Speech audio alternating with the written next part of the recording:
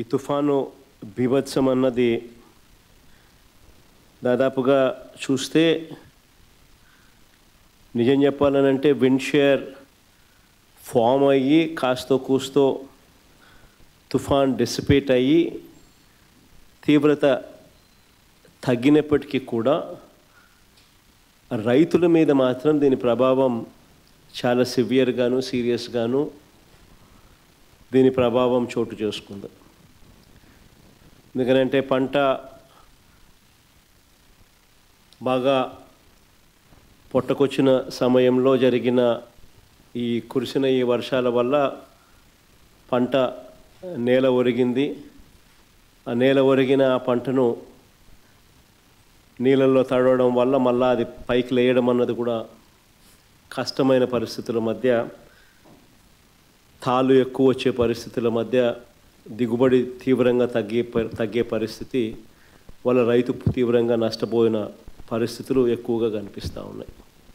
శ్రీకాకుళం నుంచి మొదలెడితే దాదాపుగా నెల్లూరు దాకా కూడా, ఇంకా నెల్లూరు నుంచి కూడా కాస్త ముందుకు కూడా ఈ ప్రభావం కనిపిస్తూ ఉంది. కర్నూలు, కడప, అన్నమయ్య జిల్లాలు, చిత్తూరు జిల్లా, ఉమ్మడి చిత్తూరు జిల్లాలో కూడా, కర్నూలు నెల్లూరు ప్రాంతంలో కూడా ఈ ప్రభావం కూడా కనిపించింది.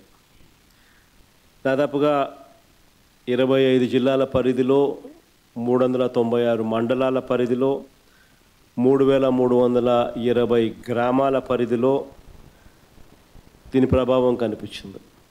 ఇలాంటి పరిస్థితుల్లో రైతులకు మనం తోడుగా నిలబడాల్సిన అవసరం చాలా ఉంది. దాదాపుగా ఉజ్జాయింపుగా లెక్కల ప్రకారము, మనకున్న సమాచారం ప్రకారం దాదాపుగా 15 లక్షల ఎకరాల మీద దీని ప్రభావం పడుతూ ఉంది. దాదాపుగా ఇందులో 11 లక్షల ఎకరాలు వరి మీదనే ప్రభావం పడుతూ ఉంది.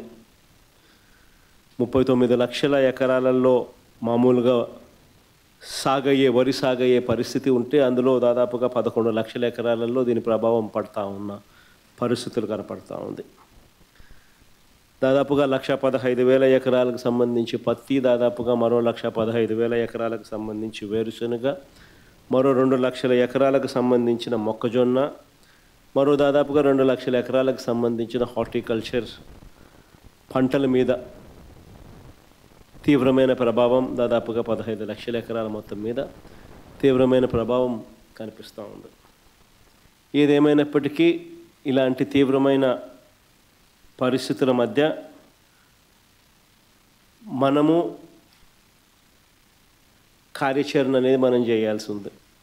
ఒకవైపున రైతులకు తోడుగా నిలబడాల్సిన కార్యక్రమం ఒకవైపున ఉంది. ఎన్యూమరేషన్లో రైతులకు అండగా తోడుగా నిలబడాల్సిన కార్యక్రమం ఒకవైపున ఉంది. ఈ కార్యక్రమంలో భాగంగా చంద్రబాబు నాయుడు గారి ఈ హయాంలో రైతులు ఏ రకంగా పోయి ఉన్న పరిస్థితుల మధ్య ఎలా సాగుతూ ఉందనే చూడాలి.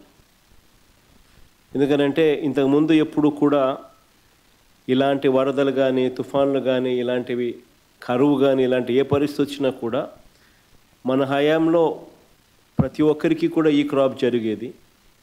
ఆర్బీకే వ్యవస్థ అన్నది అప్రమత్తంగా ఉండేది. ఆర్బీకే వ్యవస్థ అప్రమత్తంగా ఉండి ప్రతి గ్రామంలో అందుబాటులో ఉండి అక్కడ అగ్రికల్చరల్ అసిస్టెంట్ రూపాన అగ్రికల్చరల్ గ్రాడ్యుయేట్ చదివిన పిల్లలు అక్కడ అందుబాటులో ఉండి, గ్రామ సచివాలయము, ఆర్బీకేలు ఇవన్నీ కలిసికట్టుగా ఉండి, ఆర్బీకేలో ఈ క్రాప్ వ్యవస్థ అన్నది పగడ్బందీగా ఉన్న పరిస్థితుల మధ్య ఉచిత పంటల బీమా అన్నది మన హయాంలో రైతులకు అందుబాటులో ఉన్న పరిస్థితుల మధ్య ప్రతి రైతుకు ఒక భరోసా ఉండేది. ఆ రోజుల్లో మన హయాంలో దాదాపుగా 85 లక్షల మంది రైతులకు దాదాపుగా 70 లక్షల ఎకరాల పంటకు ఉచిత పంటల బీమా అందుబాటులో ఉండే పరిస్థితి ఉంటే, ఈరోజు కేవలం ఇన్సూరెన్స్ ప్రీమియం కట్టిన వాళ్ళకు మాత్రమే, అంటే కేవలం 19 లక్షల ఎకరాలకు మాత్రమే, 19 లక్షల మంది రైతులకు మాత్రమే, అది కూడా బ్యాంక్ లోన్ అవైల్ చేసుకున్న వాళ్ళకు మాత్రమే ఇప్పుడు ఇన్సూరెన్స్ అవైలబుల్గా ఉన్న పరిస్థితిని మనం చూస్తూ ఉన్నాం. సో మిగిలిన రైతుల పరిస్థితి ఏం కావాలా? దాదాపుగా 85 లక్షల మంది రైతులు, దాదాపుగా 70 లక్షల ఎకరాల పంట మన హయాంలో ఈ క్రాప్ ద్వారా వీళ్ళందరికీ ఉచితంగా పంటల బీమా అందుబాటులో ఉండేది.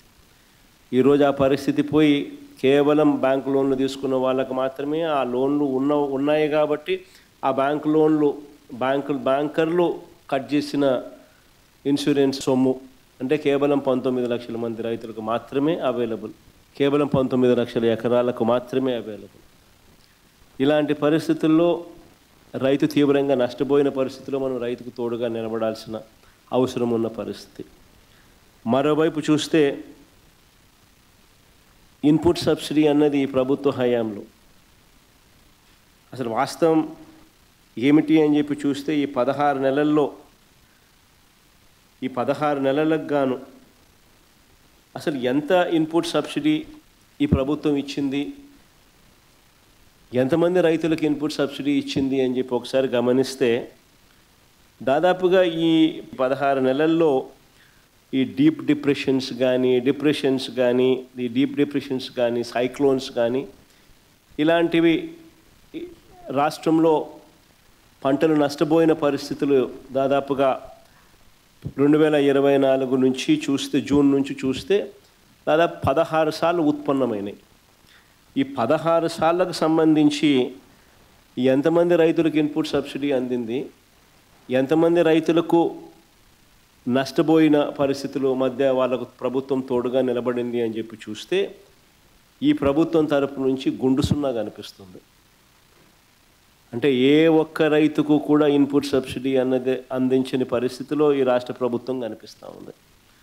దాదాపుగా వీళ్ళు ఈ క్రాప్ చేయకుండా రైతులను నిర్లక్ష్యం చేసినప్పటికీ కూడా వాళ్ళ దగ్గర ఉన్న వాళ్ళ లెక్కల ప్రకారమే చూసినా కూడా దాదాపుగా 5.5 లక్షల మంది రైతులకు ఇన్పుట్ సబ్సిడీ రూపేణా 600 కోట్లు ఇవ్వాలని అది ఇవ్వకుండా ఎగరగొట్టిన పరిస్థితులు మనం చూస్తూ ఉన్నాం.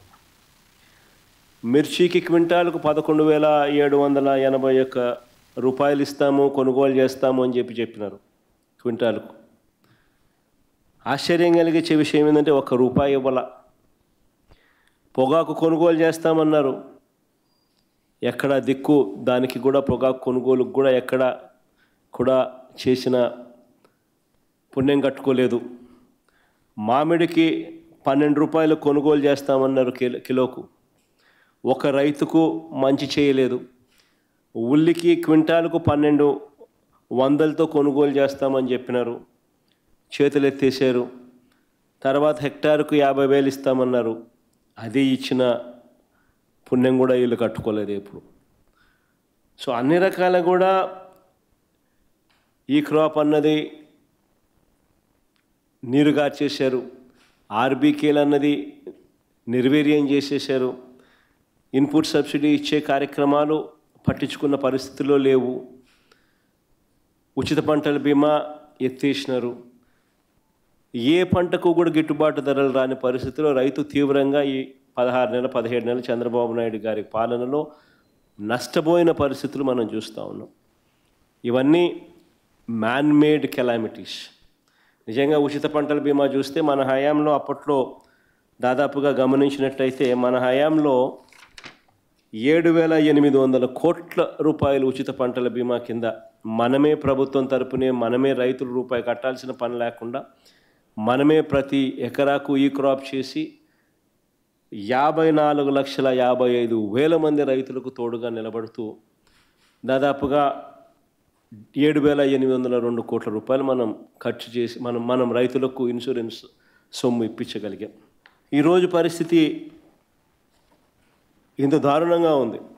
ఒకవైపున ఇవన్నీ మ్యాన్మేడ్ తప్పిదాలు ఇన్ని కనిపిస్తూ రైతు తీవ్రంగా నష్టపోయిన పరిస్థితులు ఒకవైపున కనిపిస్తూ ఉండగా, మరోవైపున ఇటువంటి సైక్లోన్ రూపేణా జరిగిన నష్టం, ఇలాంటి సైక్లోన్ రూపేణా జరిగిన నష్టాల మధ్య మనం రైతుకు ఎక్కడ తోడుగా ఉండగలుగుతాము అని అంటే ఎన్యూమరేషన్ అనేది ప్రభుత్వం చేతులెత్తేసే కార్యక్రమం చేయకుండా ఆ ప్రతి గ్రామంలోనూ కూడా వైఎస్ఆర్సీపీ నష్టం జరిగిన ప్రతి గ్రామంలో కూడా ఎన్యూమరేషన్లో ఏ ఒక్కరికి కూడా నష్టం జరగకోకుండా వాళ్ళ తరపున వాయిస్ ఇవ్వగలగడం, వాళ్ళ తరపున మనం ప్రభుత్వం మీద యుద్ధం చేసైనా సరే వాళ్లకు రైతుల తరపున మనం తోడుగా నిలబడడం, ఇది ఖచ్చితంగా రైతుల తరపున మనం చేయాల్సిన కార్యక్రమం. మీ ప్రాంతాలలో మన కోఆర్డినేటర్లు, అసెంబ్లీ కోఆర్డినేటర్లు ఎక్కడెక్కడే అసెంబ్లీ కోఆర్డినేటర్లు అందరూ కూడా చురుగ్గా పాలుపంచుకుంటూ ఉన్నారు. మనం ఇచ్చిన పిలుపు మేరకు, మీరు కోఆర్డినేట్ చేసిన తీరు మేరకు వీరంతా కూడా పలు కార్యక్రమాలలో ఇప్పటికీ అందరూ కూడా పాలుపంచుకునే కార్యక్రమం జరుగుతూ ఉంది. శ్రేణులందరూ కూడా ఈ కార్యక్రమంలో కూడా పాలుపంచుకుంటూ ఉన్నారు. వాళ్ళందరికీ ఒకవైపున అభినందనలు తెలియజేస్తూనే మరోవైపున వాళ్ళందరినీ ఇంకా కాస్త ప్రోత్సహించి ఇంకా మెరుగ్గా వాళ్ళు పాలుపంచుకునే విధంగా, తద్వారా రైతులకు ఇంకా మంచి జరిగే పరిస్థితులు క్రియేట్ కావాలి. కాబట్టి ఆ దిశగా కూడా అడుగులు వేయాల్సిన అవసరం ఉంది. ఏ రైతు కూడా మిగిలిపోకుండా అవస్థపడే పరిస్థితి రాకుండా ఆ రైతుకు తోడుగా ఉండే కార్యక్రమంలో మన వంతు కృషి ఏం చేయాలనో అవన్నీ కూడా గట్టిగా చూసుకునే కార్యక్రమాలు చూసుకుందాం.